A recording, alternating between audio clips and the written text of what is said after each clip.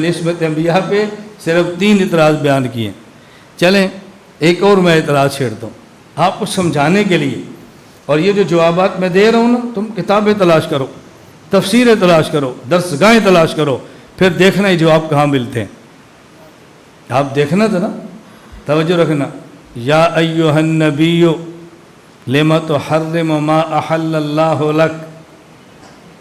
رسول اللہ صلی اللہ علیہ وسلم عصر کے بعد معمول مبارک تھا ازواج مطہرات میں حج کی گھر تھوڑی دیر رکتے.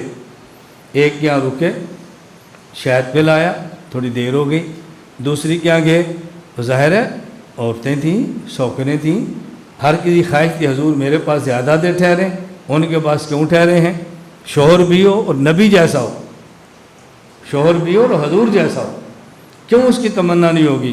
تو لگتا ہے آپ نے یہ جو کیا پیا ہے، آپ کے تو منہ مبارک سے بھو سی آ رہی ہے.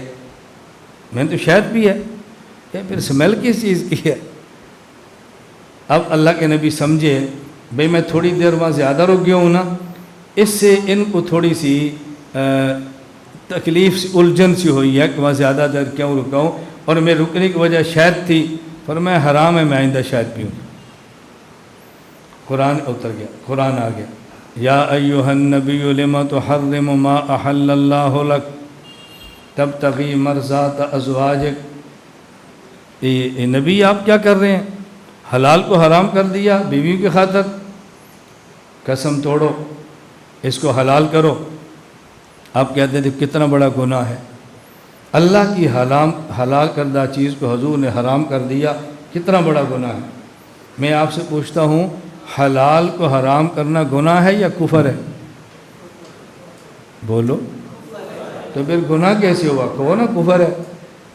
سیدھی سیدھی بات کرو. اگر اس کا یہی مطلب ہے کہ آپ نے حلال کو حرام کیا تھا تو پھر کفر کہنا چاہیے نا، پھر گناہ کیوں کہتے ہو؟ سمجھ آ گئی بات. اس کا معنی وہ مطلب نہیں جو تم سمجھے ہو، اس کا مطلب اور ہے، اس کا مطلب اور ہے. توجہ سے بات سمجھنا. ایک ہوتا ہے حلال کو حرام سمجھنا شرعاً، حرام کو حلال سمجھنا شرعاً. شراب حرام ہے، کوئی بندہ کہتا ہے نہیں جی حلال ہے، یہ کفر ہے. ایک چیز حلال ہے، کوئی بندہ کہتا ہے حرام ہے، کفر ہے. ایک ہے شرعاً حلال کو حرام کہنا یا حرام کو حلال کہنا، اور ایک شرعاً حلال حرام نہیں ہوتا. آدمی اپنے اوپر پابندی ایسے لگا لیتا ہے کہ جیسے میں حرام سے بچتا ہوں نا ایسے ہی اس سے بچوں گا، اور اس کو عرف میں کہتے ہیں میں نے اپنے اوپر حرام کر لیا. بھئی آپ یہ چائے پیو، اس میں چینی ہے، جی میں تو نہیں پیوں گا. کیوں؟ مجھے شوگر ہے. پھر کیا ہوا؟ جس دن سے مجھے شوگر ہو، یہ نا جس دن سے ڈاکٹر نے کہا نا کہ چینی نہیں پینی، حرام ہے میں نے ایک دانہ بھی کھائی. کہتے ہیں نا حرام ہے میں نے ایک دانہ بھی چینی کا چکھا. اب یہ حرام کا معنی کیا ہے کہ جس طرح حرام چیز سے بچتے ہیں نا اسی طرح میں اس سے بچ رہا ہوں. اس کا معنی یہ نہیں تھا اس نے سچ مچ چینی کو حلال کو اپنے اوپر حرام کیا. اس کا معنی یہ نہیں تھا. یہ شرعاً حلال حرام نہیں ہے. یہ معنی کیا؟ ایک چیز حلال تھی اور اس کو بندہ استعمال کرنا ایسے چھوڑ دیتا ہے جیسے حرام چیز کو چھوڑ دیا جاتا ہے. بھائی یہ کھاؤ، میں نہیں کھاتا، حرام ہے، آئندہ میں تجھے دوبارہ صلح بھی مار جاؤں. اس کا کیا مطلب ہے؟ کافر ہو گیا؟ کافر ہو گیا نا. اس کا معنی یہ ہے کہ جیسے کسی مرضی کو کھلانا حرام ہے نا، آئندہ تجھے میں نہیں دوں گا، بس معاملہ ایسے کروں گا. یہ نہیں کہ حلال کو حرام کہہ دیا، معاملہ یہ تھا. اللہ فرماتے ہیں یا ایھا النبی لما تحرم ما احل اللہ. آگے بولو لکا اللہ اکبر. یا یہ اللہ کا پیار دیکھو اپنے پیغمبر سے. یا ایھا النبی لما تحرم ما احل اللہ لک قد فرض اللہ لکم تحلۃ ایمانکم. اللہ نبی کیسے سمجھا؟ وہ پیغمبر یہ جو شہد ہے ہم نے تو بنائی ہی تیرے لیے تھی، تو نے چھوڑ دیا بیویوں کے خاطر، کھاؤ اس کو، کھاؤ اس کو۔ یہ پیار ہے، یہ کیا ہے؟ اب دیکھو اللہ لفظ کیسا لا رہے ہیں، یا ایھا النبی لما تحرم ما احل اللہ لک، آگے تبتغی مرضات ازواجک، آگے آگے آگے قد فرض اللہ لک یکم، قد فرض اللہ لک یکم، دیکھو نبی کو چھوڑ دیے، قد فرض اللہ لکم تحلت ایمانکم، اب نبی کو خطاب نہیں ہو رہا، خطاب کا رخ بدل گیا، پیغمبر شہد تیرے لیے بنائی، تو نے بھی چھوڑ دیا صرف بیویوں کی وجہ سے، کھاؤ اس کو، قد فرض اللہ لکم۔ امت یہ بات سن لے، اگر تم نے کبھی قسمیں اٹھائی اور قسم توڑو، کفارے ادا کرو، بلا وجہ قسمیں نہ اٹھایا کرو۔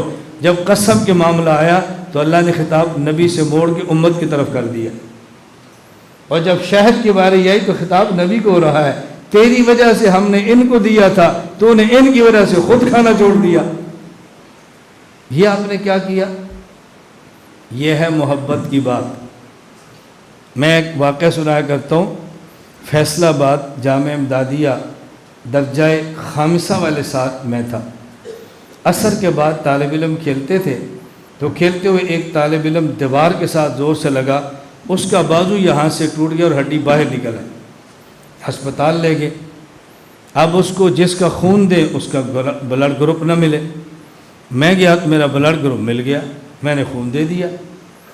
جب خون دے کر واپس آیا، ظہر کی نماز کے بعد ہم کلاس میں سبق پڑھ رہے تھے درسگاہ میں، حضرت شیخ مولانا نذیر احمد صاحب رحمۃ اللہ علیہ تشریف لائے، درسگاہ کے باہر کھڑے ہوئے، الیاس ادھر آ، کلاس میں سبق ہو رہا ہے، استاد بیٹھے ہیں، الیاس ادھر آ۔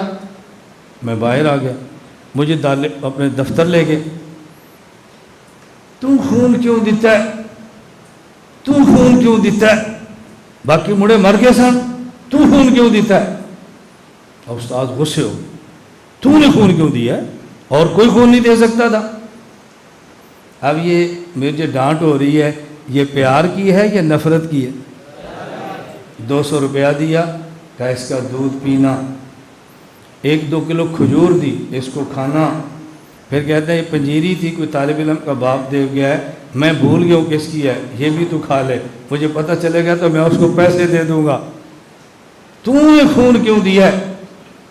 یہ ڈانٹا جا رہا ہے، تو میں نے غلط کام کیا تھا۔ اللہ فرماتا ہے یا ایھا النبی لما تحرم، اے میرے نبی تو نے کیوں چھوڑا شہد کو؟ یہ پیار ہے، یہ محبت ہے، محبت کی ڈانٹ ہے، تم نے اس کو گناہ سمجھ لیا ہے۔ یہ اللہ کی اپنے پیغمبر سے محبت کی باتیں ہو رہی ہیں اور ہم نے اس کو گناہ سمجھ لیا ہے۔ اور اس لیے یاد رکھنا، اس آیت کی وجہ سے عصمت نبوت پر وہی اعتراض کرے گا جو خانقاہ اور ادب کے ماحول سے دور ہے، خالص خشک قسم کا مولوی ہے، ادب والا کبھی اعتراض نہیں کرے۔ کوئی مل جائے تو مجھے بتانا کہ نہیں جی فلاں پیر نے بھی اعتراض کیا، نہ، پیر مرید نہیں کریں گے، ادب والے نہیں کریں گے، خوش قسم کے لوگ کریں گے۔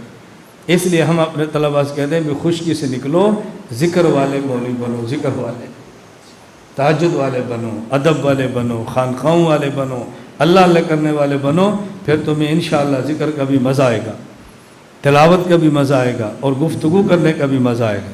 چلیں دیکھیں، کچھ سمجھ آ گئی؟ میں نے عصمت انبیاء پر سارے اعتراض کے جواب نہیں دیے، میں نے چند ایک جواب دیے۔ آپ کو یہ تو سمجھ آ گئی نا کہ اعتراضات کا جواب دینا آسان ہے؟ بولو۔ ویسے دیکھو کتنا مشکل ذہن بنا ہوتا ہے، بھئی اس کا جواب کیا ہوگا، اس کا جواب کیا ہوگا۔ میں اس لیے کہتا ہوں جب تک آپ کے پاس جوابات نہیں ہوں گے آپ ڈریں گے، کوئی بندہ مجھ سے پوچھ نہ لے، آپ کو جواب آئیں گے، آپ تلاش کریں گے، کوئی مجھ سے پوچھے اور میں بولوں، آپ تلاش کریں گے کوئی بندہ مجھ سے پوچھے اور میں بات کروں، ورنہ آپ نے گھبراتے رہنا کہ مجھ سے پوچھ ہی نہ لے۔ چلیں دیکھیں جی، وَمُحَمَّدٌ علیہ